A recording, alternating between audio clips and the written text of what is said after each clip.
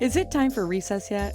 I'm so glad you found time to join us here on the Childcare Director's Chair, where Erica Sacoccio shares her best practices that she's refined through her passion of directing childcare centers over the last 23 years. From parenting interaction, systems to save you time, money, and stress, to profitability. She shares it all from the Childcare Director's Chair. Hey there, it's Erica Sacoccio with the Child Care Director's Chair. And if this is your first time tuning into our podcast, I'd like to say welcome. I want to just get right into it today. This is a tip that many of you with toddlers in your program are going to love, or maybe not. So let's get right into it. As a director, one of the challenges you may face in a child care setting is dealing with toddlers who bite. Yes, bite. While biting is so common among young children, it can be very distressing for both the child who bites, the child who is bitten, as well as their parents and the poor teachers who spend all day trying to recorrect this behavior. Well, in today's episode, we'll explore effective strategies and proactive measures that directors can take to address and manage toddler biting incidences in a positive and supportive manner. So first thing is I'm going to put on my teacher hat, as I've been teaching a very long time. The first thing is we always look at the environment. So first step in preventing toddler biting is establishing a safe and nurturing environment where children feel secure and supported. Ensure that your facility has age-appropriate toys, that there is enough space for children to play, and that there's a well-structured routine that includes regular snacks and rest periods. By providing and stimulating engaging environment, you can minimize frustration and reduce the likelihood of biting incidents. And I would say this is probably one of the reasons why the square footage for an infant or toddler class is a little bit bigger than pre-K, because they need a little more space. They don't understand boundaries as well. They certainly don't have the same communication skills. And, when you're a toddler, it's kind of like everything is yours. And, the creed, what's yours is yours, what's mine is mine, But, toddlers, that's just how it is. They want what they want. They have really big feelings. They don't know how to articulate them. And sometimes it's their first experience in childcare, learning to share. Obviously, they're still just parallel playing. They're not quite playing together yet. But you can work on that as they get a little older in your classroom. The next thing is to promote effective communication. Toddlers often resort to biting as a means of communication.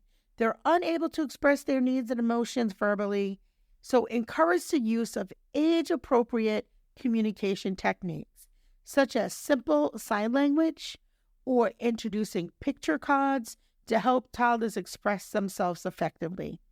By promoting communication skills, you can empower children to express their feelings without the need to resorting to biting. So I have seen children as young as the infant room use sign language, and I know many of you have as well.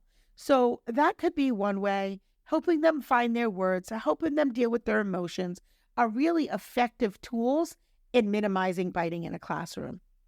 The next thing is observe the children closely and identify any patterns or triggers that may lead to the biting incidents, and keep a record of each circumstance surrounding the biting episode, including the time of day or location or any specific events that preceded the incident. This information will help you identify potential triggers and develop strategies to prevent future occurrences. I can say in one classroom, in my experience, a lot of times that the biting would happen would be when the teacher is changing diapers. So there would be two teachers in the classroom. They have the classroom split. One teacher would maybe have 4 or 5 on one side and one of the children up on the changing table. So she isn't able to get to the child who's ready to bite as quickly. So one of the solutions we had is during changing time, we had a float go into the room.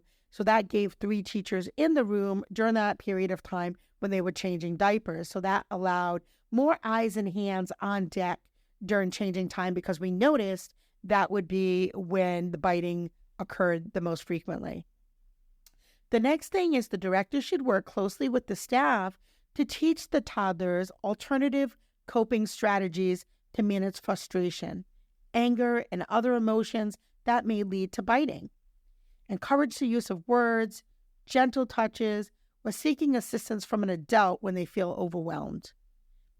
And engage children in activities that promote self-regulation and emotional development, such as story time, role-playing, art therapy, anything that you can do to help them express their emotions in a healthy manner.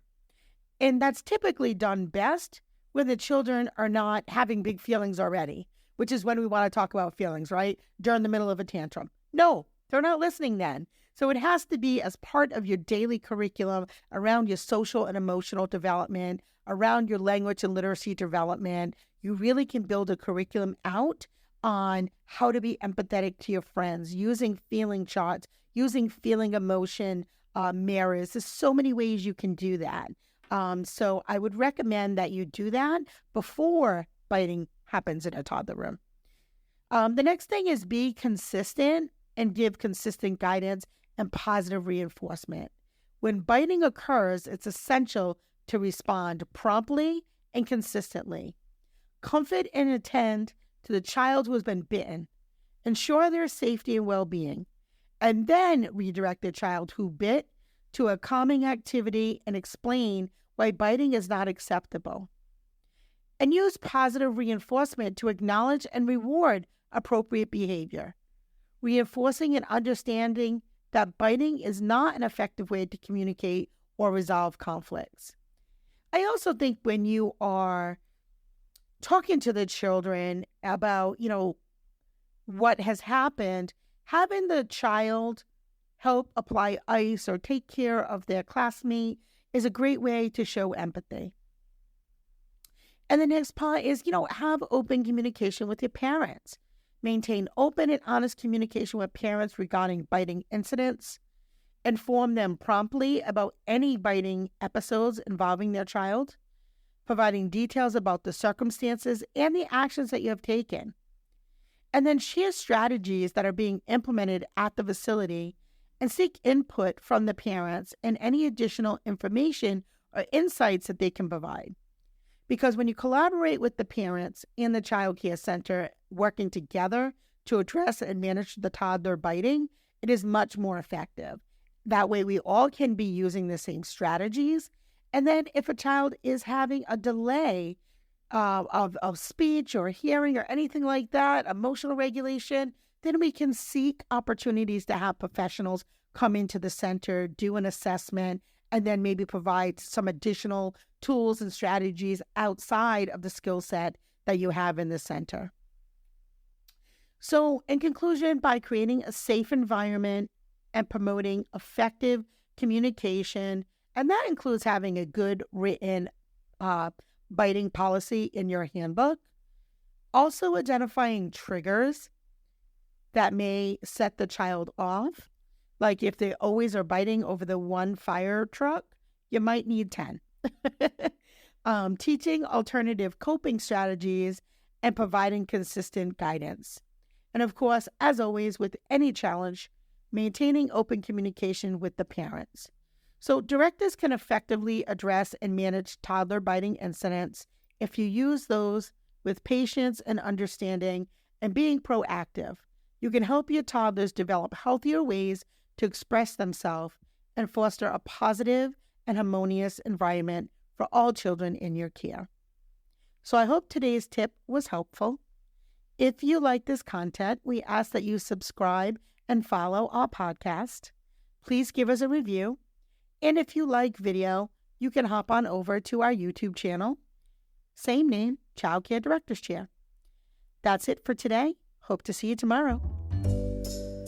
Well, all the cute little kiddos have been picked up and it's time to go home.